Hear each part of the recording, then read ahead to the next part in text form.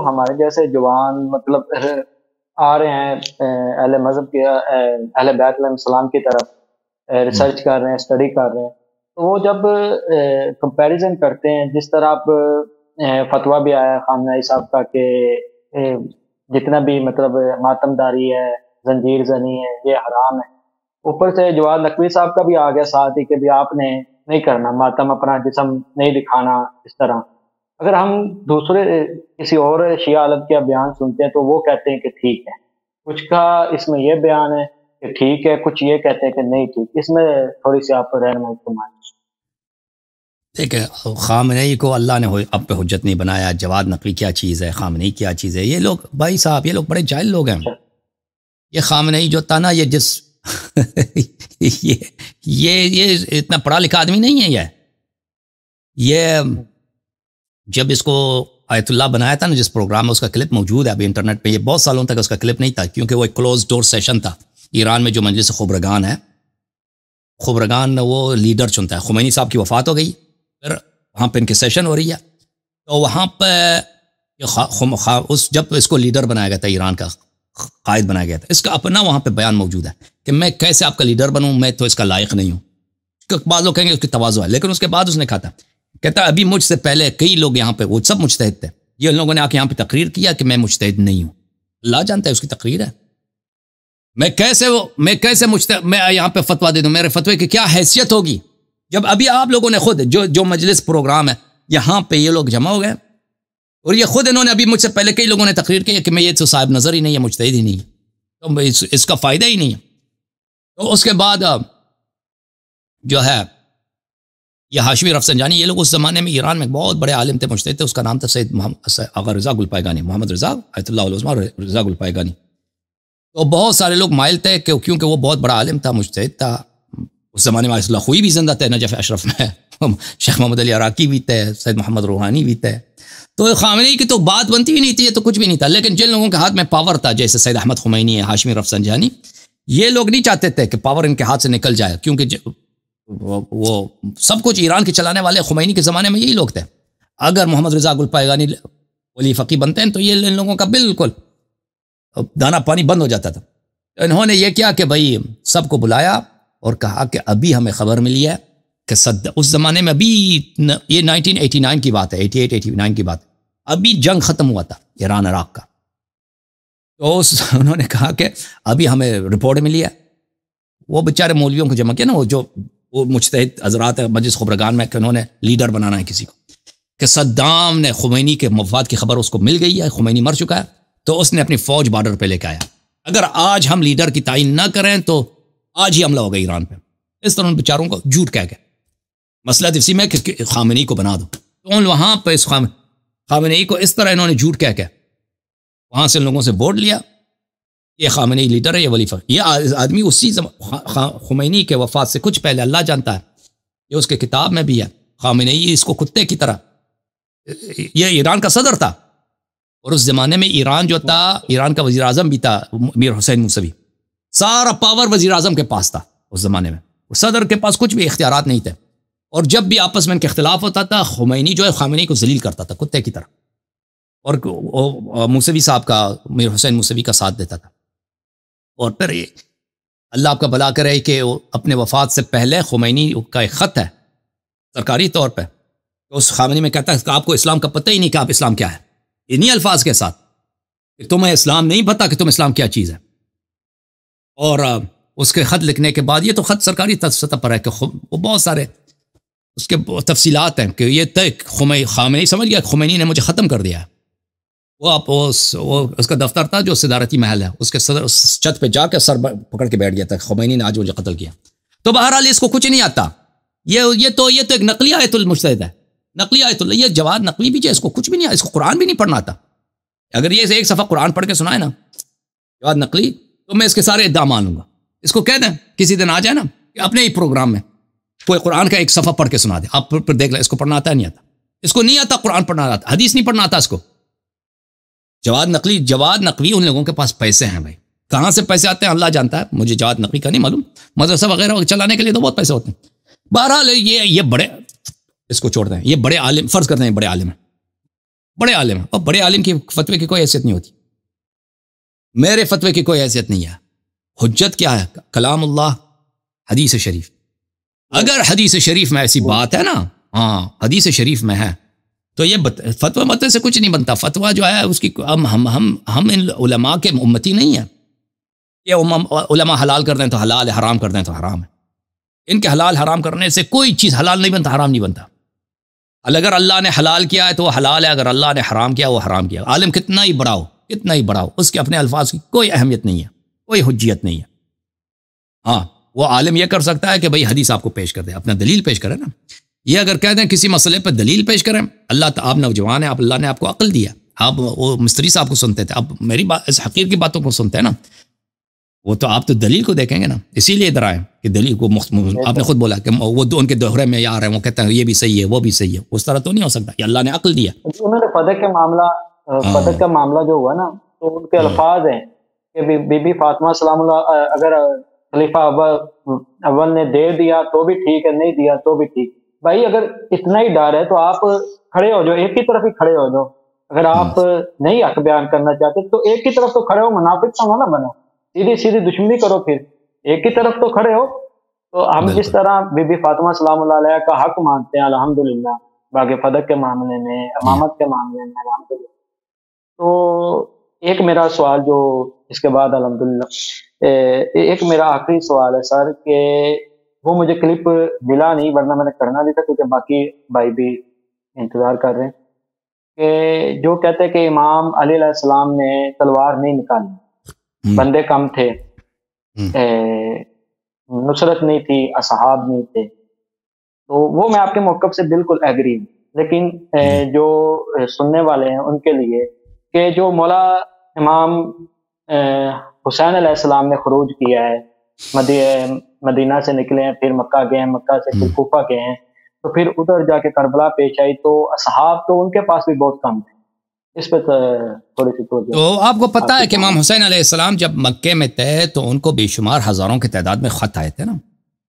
امیر المومنین علیہ السلام جب مدینے میں تھے، ابو بکر کے ساتھ لوگوں نے بیعت کی، ان کو تو کوئی آفر نہیں ہوا. مثلا کوئی قبیلہ آفر کرے مدینے سے باہر کہ ہم بھائی 1000 لوگ ہیں، آپ ادھر تشریف، اس طرح تو کوئی نہیں ہے. ان کے ساتھ تو کوئی نہیں تھا.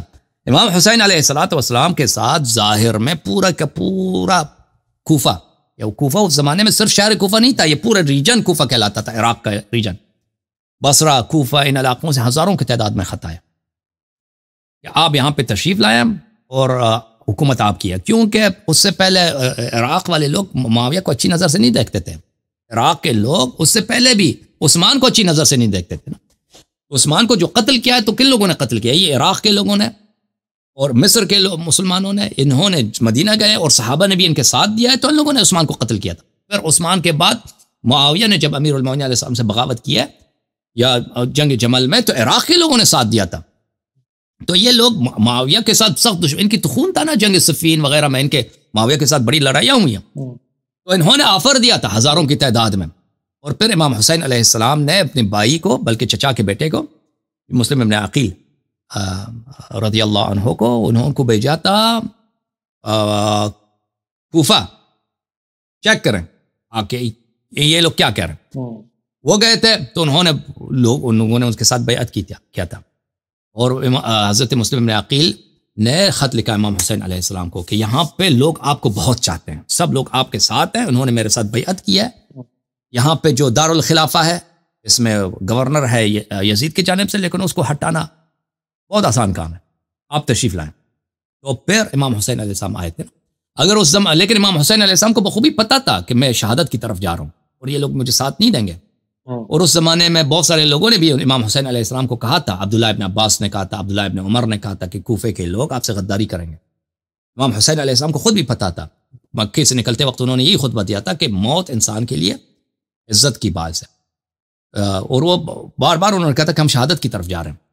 لیکن اگر امام حسین علیہ السلام اس وقت نہ جاتے تو یہ پہلی بات یہ تھی کہ وہ مکے میں وہ شہید ہو جاتے، کیونکہ یزید نے وہ حج کا موسم سے کچھ ایام پہلے تھا، اس کے بعد حج ہونے تھا. حج کے موسم میں یزید نے وہاں پہ بہت سارے حاجی بھیجے تھے اسلحے کے ساتھ، حج کے مناسک میں آپ امام حسین علیہ السلام کو شہید کر دیں. کہ کسی وقت ان کو شہید کیا ہے. اور امام حسین علیہ السلام نہیں چاہتے تھے کہ وہاں جو مکے کا جو سرزمین ہے وہاں پہ خون ریزی حرام ہے، وہاں پہ وہ خون ریزی کریں. اور پھر اس کے علاوہ پھر تاریخ بھی امام حسین علیہ السلام کی مذمت کرتی. پھر لوگ یہی کہتے ہیں کہ بھائی یہ ان کی اپنی غلطی ہے کہ جب اتنے لوگ آپ کے ساتھ تھے، ہزاروں کے تعداد، اور کوفے والے بھی یہی کہتے ہیں کہ اگر آپ آ جاتے تو ہم ساتھ دیتے. جب آئے ہیں نا تو ساتھ نہیں دیا، لیکن اگر وہ نہ آتے اور وہ مکے میں شہید ہو جاتے تو اس وقت تو نہیں کہتے نا. اس وقت کیا کہتے ہیں وہ خود نہیں ہے، ان کی اپنی غلطی ہے، وہ خود نہیں آئے. اگر آ جاتے بھائی مکے میں آپ کو کیا رہنے کی کیا ضرورت تھی؟ کوئی واجب ہے مکے میں رہنا؟ جب اتنے لوگ آپ کے ساتھ ہیں، آپ آ گئے مکے میں رہے، وہاں آپ کی شہادت ہو گئی، ٹھیک ہے نا، تو آپ آ جاتے. تو پھر لوگ بھی یہی کہتے ہیں، کوفے والے بھی مذمت کرتے ہیں، سب لوگ مذمت کرتے ہیں کہ بھائی یزید کی حکومت ختم ہو جاتی. یہ خود اہل بیت کی غلطی ہے کہ انہوں نے یزید کو حکومت کرنے دیا، ٹھیک ہے نا. تو امام حسین علیہ السلام کے پاس کوئی چارہ نہیں تھا سوائے اس کے، مثلا اگر رسول پاک صلی اللہ علیہ وسلم کے زمانے میں، ٹھیک ہے نا، اب مکے والے ان سے برائیاں کر رہے ہیں، مدینے کے لوگوں نے ان کو نصرت کا وعدہ دیا. پیغمبر صلی اللہ علیہ وسلم کے پاس اور بھی جگہ نہیں ہے جانے کے لیے نا، سب قبائل مشرک ہیں، صرف مدینہ میں کچھ لوگ مسلمان ہیں. مدینہ کے لوگوں نے ان کو وعدہ دیا ہے کہ ہم آپ کو کیا کریں گے، پروٹیکٹ کریں گے. مدینہ والوں نے بیعت کی پیغمبر صلی اللہ علیہ وسلم سے کہ ہم آپ کی دفاع کریں گے اور آپ کے اہل بیت کی دفاع کریں گے. پہلے ہم مریں گے اور ہمارے اہل بیت مریں گے، پھر آپ کے اہل بیت کو کچھ ہوگا. مدینہ والوں نے اس طرح بیعت کیا تھا. تو رسول پاک صلی اللہ علیہ وسلم نے بیعت لے کے مدینہ گئے تھے. اب فرض کریں اگر مدینہ والوں کی بیعت جھوٹی نکل آتی نا، رسول پاک صلی اللہ علیہ وسلم مکے میں اگر رہتے، مکے میں شہید ہو جاتے. وہ اس لیے نہیں جاتے کہ بھائی مجھے پتہ ہے کہ مدینہ والے جھوٹ کہہ رہے. تاریخ کیا کہتی؟ دنیا والے یہی کہتے ہیں کہ بھائی آپ کے اتنے صحابی تھے، وہ آپ کو وعدہ بھی دیے تھے مدینے میں، آپ کیوں نہیں گئے وہاں پر؟ ٹھیک ہے. تو رسول پاک صلی اللہ علیہ وسلم نے ہجرت کیا تھا. اگر امام حسین علیہ السلام کا جو سچویشن ہے وہ بہت مختلف ہے امیر المؤمنین علیہ السلام سے. وفات رسول صلی اللہ علیہ وسلم کے بعد، وفات رسول صلی اللہ علیہ وسلم کے بعد امیر المؤمنین علیہ السلام کے ساتھ کوئی نہیں تھا سوائے 4-5 لوگ، بہت کم لوگ. امام حسین علیہ السلام، اور کسی نے آفر بھی نہیں دیا تھا. ایسا نہیں تھا کہ ظاہر میں لوگ ان کے ساتھ ہیں، کچھ بھی نہ ظاہر نہ باطن. امام علی علیہ السلام کے پاس ساتھ کوئی نہیں ہے. امام حسین علیہ السلام جب مکے میں ہیں تو انہوں نے کسی سے طلب نصرت نہیں کیا کہ تم میری مدد کرو. خود لوگوں نے جب ان کو پتہ چلا کہ معاویہ مر گیا ہے بھائی، امام حسین علیہ السلام مکے میں، تو انہوں نے خود اپنی طرف سے خطے بھیجنا شروع کر دیا، ہزاروں کی تعداد میں. تو امام حسین علیہ السلام کا سچویشن بہت مختلف ہے. وہ ان کا سچویشن کس طرح ملتا ہے؟ جب امیر المؤمنین علیہ السلام نے لوگوں سے بیعت قبول کیا عثمان کے قتل کے بعد. عثمان کا جب قتل ہوا ہے تو لوگ سب آ گئے امیر المؤمنین علیہ السلام کے بعد کہ آپ خلافت قبول کریں. وہ کہتے تھے میں خلافت قبول نہیں کرتا، میں تمہیں مشورہ ہی دوں گا، تم کسی اور سے جا کے بیعت کر لینا. انہوں نے کہا نہیں، ہم صرف آپ کو چاہتے ہیں. تو بہت زیادہ اصرار کے بعد امیر المؤمنین علیہ السلام نے بیعت قبول کیا. جب لوگوں نے آفر دیا ہے مدد کی، تو امیر المؤمنین علیہ السلام کا خطبہ ہے نہج البلاغہ میں، فلولا حضور الحاضر وقيام الحجة بوجود الناصر وما أخذ الله على العلماء لا يقار على كذة ظالم ولا صغب مظلوم لألقيت حبلها على غاربها ولسقيت آخرها بكأس أولها فألفبتم أن دنياكم هذه أزهد عندي من عطفة عنز. کہ اگر یہ لوگ جو ابھی مجھ سے مدد کرنے کے لیے آئے، یہ بیعت کرنے والے، لولا حضور الحاضر، یہ جو لوگ حاضر ہو گئے وہ بیعت، وقیام الحجت بوجود الناصر، مجھ پہ حجت قائم تمام ہو گئی ہے. اب سب لوگ کہہ رہے ہیں کہ ہم آپ کی اطاعت کریں گے، آپ آئیں اسلام کو نافذ کریں، آپ آئیں شریعت پہ عمل کریں، آپ حکومت بنائیں. تو حجت مجھ پہ تمام ہو گئی. اور اللہ نے مجھ سے وعدہ لیا ہے کہ میں ظالم کی مخالفت کروں اور مظلوم کا حق ظالم سے لے لوں. اگر اس طرح نہ ہوتا تو فَأَلْقَيْتُ حَبَلِهَا عَلَى غَارِبِهَا، میں اس خلافت کے اونٹ کے لگام کو اس کے کوہان پہ ڈال دیتا. وَلَسَقَيْتُ آخِرَهَا بِكَأْسِ أَوَّلِهَا، اور میں جیسے پہلے زمانے میں نے خلافت مجھے نہیں ملے، میں گھر میں صبر کیا، میں اسی طرح صبر کرتا. میں آخر والے کو وہی پانی پلاتا جس طرح میں نے پہلے والے کو پانی پلایا. اور اس وقت تم دیکھ لیتے کہ تمہاری جو دنیا ہے میرے نزدیک، جو بکری کے ناک میں جو نم ہوتا ہے نا، پانی ہوتی ہے اس کے ناک میں، وہ کوئی اچھی چیز نہیں ہوتی، اس سے کوئی انسان رغبت نہیں رکھتا. یعنی بکری ہے، بکری کے ناک میں جو نم ہے وہ تو کوئی انسان، تم دیکھ لیتے کہ تمہاری دنیا میرے لیے اس سے زیادہ جو ہے غیر مطلوب ہے. بکری کے ناک میں جو نم ہے، جو گندگی ہے، اس سے زیادہ میرے لیے غیر مطلوب ہے. تم دنیا سے مجھے محبت نہیں. تو امام حسین علیہ السلام پہ اس طرح ہوا تھا کہ لوگوں کا اپنا اصرار تھا کہ تم قبول کرو. اب امام حسین علیہ السلام راستے میں آ گئے، لوگوں کا طریقہ کار بدل گیا. لوگ جو ہے پھر گئے، سوائے کچھ لوگوں کے، اکثر لوگ پھر گئے، ان کو اپنے وعدے، اپنے خطوط سب بھول گئے. مسلم ابن عقیل کو بھی شہید کر لیا لوگوں نے، اور پھر امام حسین علیہ السلام کو بھی راستے میں غداری کے ساتھ شہید کیا گیا. اوکے،